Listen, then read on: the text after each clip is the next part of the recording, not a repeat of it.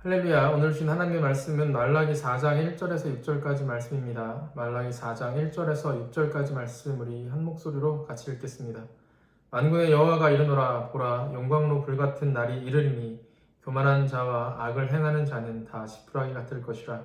그 이르는 날에 그들을 살라 그 뿌리와 가지를 남기지 아니할 것이로되 내 이름을 경외하는 너희에게는 공의로운 해가 떠올라서 치료하는 광선을 비추리니 너희가 나와서 외양간에서 나온 송아지같이 뛰리라. 또 너희가 악인을 밟을 것이니 그들이 내가 정한 날에 너희 발바닥 밑에 재와 같으리라. 만군의 여호와의 말이니라. 너희는 내가 호렙에서 온 이스라엘을 위하여 내 종 모세에게 명령한 법 곧 율례와 법도를 기억하라. 보라, 여호와의 크고 두려운 날이 이르기 전에 내가 선지자 엘리야를 너희에게 보내리니 그가 아버지의 마음을 자녀에게로 돌이키게 하고 자녀들의 마음을 그들의 아버지에게로 돌이키게 하리라. 돌이키지 아니하면 두렵건대 내가 와서 저주로 그 땅을 칠까 하노라 하시니라. 아멘. 네, 오늘은 하나님을 두렵게 하는 것이라는 제목으로 말씀을 전하도록 하겠습니다. 말라기서는 예수님의 등장 전 마지막으로 쓰여진 구약의 책입니다. 옛 약속의 마지막에 하나님께서는 우리에게 어떤 말씀을 하고 계신지 살펴보도록 하겠습니다. 말라기 전체를 살펴보면 말라기는 하나님을 믿는 자와 믿지 않는 자의 심판대의 모습을 그리고 있습니다. 그리고 오늘 본문을 보면 이 전체 말라기를 요약하는 듯한 구절이 나오는데요. 바로 그것이 6절이죠. 하나님께서는 분명 하나님을 믿는 자와 믿지 않는 자를 심판하실 것인데 하지만 심판하시기 전에 누굴 보낸다고 기록하고 있습니까? 바로 엘리야를 보낸다고 기록하고 있습니다. 그 엘리야를 통해서 하나님을 믿게 하겠다라고 말씀하시는 것이 바로 오늘 본문 말씀의 전체 이야기죠. 우리가 이 말라기를 통해서 알아야 할 것이 하나님께서 믿지 않는 자를 심판하실 것이고 믿는 자는 승리하게 하실 것이다 라는 말씀이지만 우리가 더 하나 알아야 될 것은 말씀 속에 등장하는 하나님의 성품입니다. 오늘 말씀을 보면 하나님께서 이렇게 말씀하십니다. 엘리야를 보낼 것인데 그 엘리야로 인하여 다시 돌아와 하나님께 돌아오는 자들에게 하나님께서 복을 주시고 그리고 돌아오지 않는 사람들에게는 심판을 할 것이다 라고 말씀을 하시지요. 그러나 하나님께서 이 말씀 가운데 표현하신 것이 있는데 6절을 보면 두렵건대 라는 말씀을 기록하고 있습니다. 두렵건대 내가 와서 저주로 그 땅을 칠까 하노라 하시니라 라고 말씀하시는 것이죠. 자, 우리 물론 하나님께서는 두려움이 없으신 분입니다. 두려울 수 없는 분이시다라는 게 더 맞는 말이겠죠. 그럼에도 불구하고 하나님께서 이 말씀 가운데 두렵건대 라고 말씀하셨죠. 이 형용사는 무엇을 꾸미고 있습니까? 이 이후에 등장하는 말씀이죠. 다시 한번 읽겠습니다. 내가 와서 저주로 그 땅을 칠까예요. 이 말씀을 앞에서 꾸민 거죠. 뭐죠? 두렵건대 라는 말로 꾸민 겁니다. 하나님께서 여호와 하나님께 돌이키지 않는 자들을 심판하는 것을 두려워한다라고 말씀하시고 있다라는 것이죠. 이것이 무슨 말씀이십니까?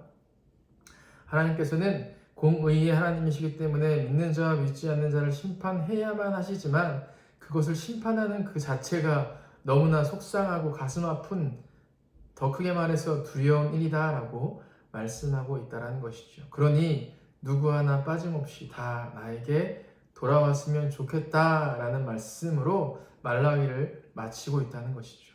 곧 말라기는 심판에 대한 경고의 말씀이기보다는 하나님께서 우리를 얼마나 사랑하시는지를 표현하는 마지막 구약의 약속의 말씀이다라는 겁니다. 그리고 바로 뭐가 등장하나요?